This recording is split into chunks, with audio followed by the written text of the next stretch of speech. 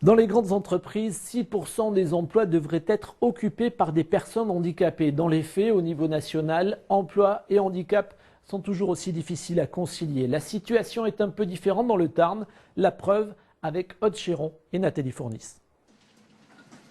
C'est pas parce qu'on a un handicap qu'on ne peut pas être pareil, qu'on est différent.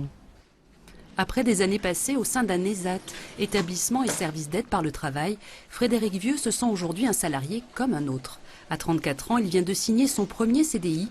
Il est archiviste au sein du CHIC, le centre hospitalier de Castres-Mazamet, l'aboutissement d'un long parcours.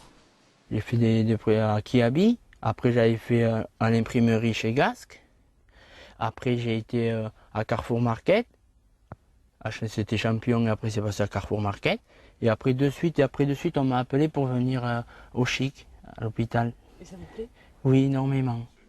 Pendant 3 ans, il a effectué diverses missions dans ce service. Sa volonté de s'intégrer, ses compétences ont peu à peu été reconnues par ses collègues comme sa hiérarchie.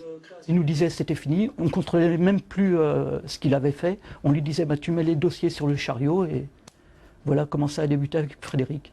Et aujourd'hui, c'est un collègue à part entière. Ah, c'est un collègue à part entière, sans différence. Le niveau d'exigence que nous avons avec Monsieur Vieux est le même que le niveau d'exigence que nous avons avec toute autre personne qui travaille auprès de nous.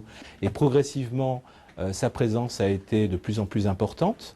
Et aujourd'hui, nous sommes arrivés à un point de qualification professionnelle qui nous permet de l'accueillir complètement. Mais le parcours de Frédéric reste exceptionnel. Le handicap est souvent vécu comme un frein à l'embauche. L'essentiel des handicaps sont souvent non visibles, soit parce qu'ils ne sont pas reconnus, soit la personne ne souhaite pas en faire état, et on évoquait encore tout à l'heure la situation d'une personne qui est handicapée, qui cherche un emploi, et qui cache son handicap de peur de ne pas être retenue pour un emploi. À l'occasion de son colloque Travail et handicap, Force ouvrière rappelle que 20 000 travailleurs handicapés sont en recherche d'emploi dans une région où le Tarn reste le meilleur élève en la matière.